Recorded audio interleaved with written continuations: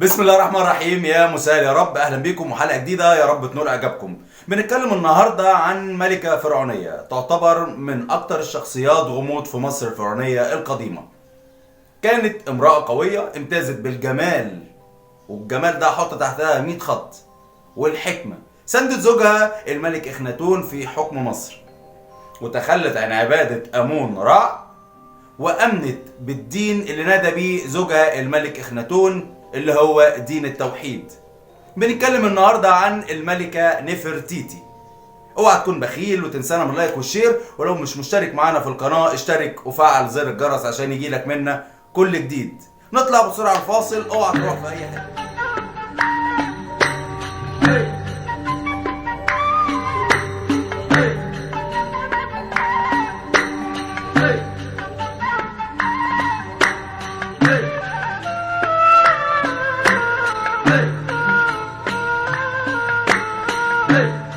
من الفاصل ونتكلم بالتفصيل عن الملكة نفرتيتي. الملكة نفرتيتي بالمصرية القديمة اسمها نفر أتت، معناها الجميلة أتت أو لقد جاءت الجميلة. بيقول لك يا سيدي إن الملكة نفرتيتي اتولدت في طيبة سنة 1370 قبل الميلاد، وبيقال إنها بنت قائد الجيوش. وبيقول لك يا سيدي إن الملكة نفرتيتي تنتمي للأسرة الثامنة عشر، وعاشت في القرن الرابع قبل الميلاد. وطبعا هي زوجة الملك امنحتب الرابع اللي بعد كده اصبح اسمه اخناتون، اشهر ملوك الاسرة الثامنة عشر. وطبعا لازم كلنا نبقى عارفين ان الملكة نفرتيتي تبقى هي حماة الملك توت عنخ امون. كانت تعتبر من اقوى نساء مصر القديمة، عاشت فترة قصيرة بعد وفاة زوجها. وبيقول لك يا سيدي ان الملكة نفرتيتي كان عندها منزلة كبيرة جدا اثناء حكم الملك اخناتون. وبيقول لك يا سيدي ان الملكة نفرتيتي ساعدت الملك توت عنخ امون في تولي العرش، وزي ما حصل مع الملك اخناتون حصل معها هي كمان. تم ازالة كل اسمائها ورسوماتها من التاريخ والسجلات الفرعونية. وطبعا كلنا عارفين ان الملكة نفرتيتي اشتهرت بالتمثال النصفي اللي موجود دلوقتي المصور لوجهها. بيقول لك يا سيدي ان القطعة دي تعتبر من اشهر القطع واهم القطع الموجودة من العصر القديم، وده هو اشهر رسم للملكة نفرتيتي. ويقول لك كمان ان الملكة نفرتيتي كان عندها القاب كتير جدا تم اكتشافها موجودة في النصوص المصرية القديمة. منها مثلا نفرت حر، ومعناها جميلة الوجه. ومثلا عات ام عح، وده معناه العظيمة في القصر. وعندنا مثلا سحتب، وده معناه ممرضة المعبود عات. ونبت تاوي، ومعناها سيدة الأرضين. وعند ام شوتي، وده معناه يا سيدي الجميلة بالريشتين. ولو جينا نتكلم عن حياة الملكة ودورها كزوجة هنتكلم كتير جدا. بيقول لك يا سيدي ان الملكة نفرتيتي شاركت زوجها اخناتون في عبادة الديانة الجديدة اللي هي عبادة قرص الشمس، وده يعتبر اول توحيد للديانات في مصر القديمة.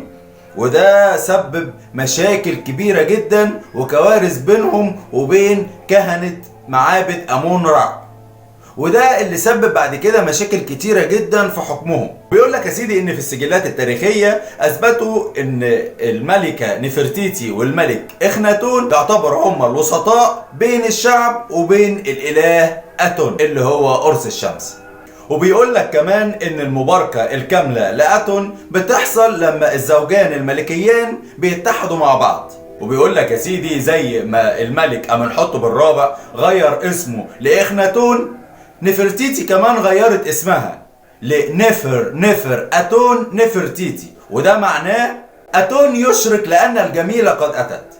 وكانت نفرتيتي بتساند زوجها في كل الإصلاحات الدينية والاجتماعية. وبيقول لك يا سيدي إن الفترة دي كان فيه احتقان كبير جدا بين الملك إخناتون وعبادته الجديدة وبين كهنة معابد أمون، وحصل مشاكل كبيرة بينهم لدرجة إنهم بدأوا يحرضوا الشعب عليه ويقولوا للشعب ان امون هيغضب عليهم.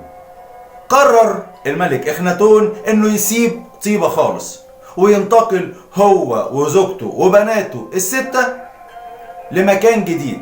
المكان الجديد ده اللي هو اخيتاتون او تل العمارنة. المكان ده جهزه في حوالي 49 يوم بالظبط. بيقول لك المكان ده كان جميل جدا لدرجة ان بعض المؤرخين صوروه وقالوا عليه انه كان يعتبر جنة الله على الارض.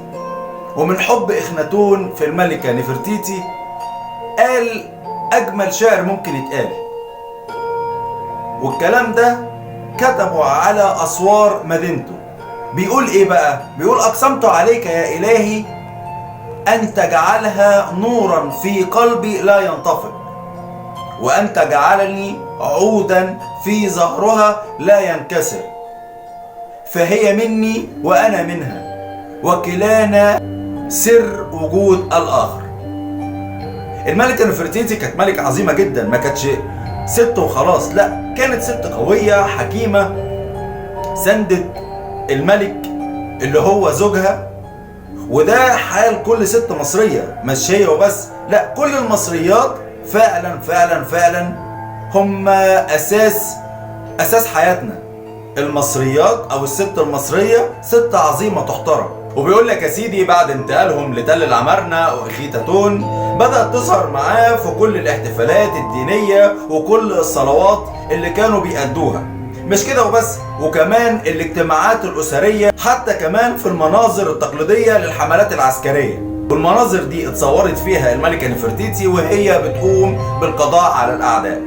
لو حبينا نتكلم عن وفاة الملكة العظيمة دي نرجع على طول لما بنتها ماتت. والبنت دي كان اسمها ميكت، وصوروا حزنهم عليها وبعض الرسوم الحائطية. وبمجرد موت البنت دي اختفت نفرتيتي من البلاط الملكي، وحلت بنتها ميرت أمون مكانها في البلاط، وحصلت على لقب الزوجة الملكية العظمى. وبيقولوا المؤرخين ان بعد العام ال 12 لحكم الملك اخناتون اختفت نفرتيتي ولم يوجد اي ذكر لها. وبيعتقدوا انه بمجرد موت الملكة دفنوها في مقبرة بخت أتون. وبيعتقدوا كمان ان الملك توت عنخ آمون خد المومياء بتاعتها هي والملك اخناتون وسابوا تل العمارنة للمملكة الجديدة اللي انشأها الملك توت عنخ آمون. لكن لحد النهاردة محدش عارف فين مقبرة الملكة نفرتيتي. لكن بعض المفكرين وبعض الباحثين خمنوا وقالوا ان هي ممكن تكون في مقبرة توت عنخ آمون،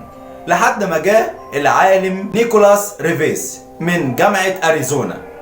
والراجل ده كان عنده تصور مختلف شوية. كان سنة 2015 أجروا بعض البحوثات السينية لمقبرة توت عنخ آمون، وبالصدفة الأشعة السينية اكتشفت تجاويف موجودة جوه المقبرة. وقال لك إن ممكن تكون التجاويف دي غرف دفن جديدة، يمكن دفنوها بالسر جوه المقبرة عشان محدش يوصل للمومياء بتاعتها ويحطمها زي باقي التماثيل اللي حطموها كهنة آمون. عشان كده العالم ريفيس افترض انه ممكن يكون في ممر سري داخل المقبرة اللي ممكن يؤدي الى غرفة دفن الملكة نفرتيتي. مصر عظيمة ونفرتيتي كانت ملكة عظيمة، واخناتون اول موحد، وكلهم ناس تحترم. نفرتيتي موجودة جوه مقبرة توت عنخ آمون او موجودة لسه في تل العمارنة، مش ده موضوعنا. موضوعنا الاهم ان نفرتيتي كانت ملكة عظيمة وسندت زوجها، وبالمصري كده عاشت معاه الحلوة والمرة.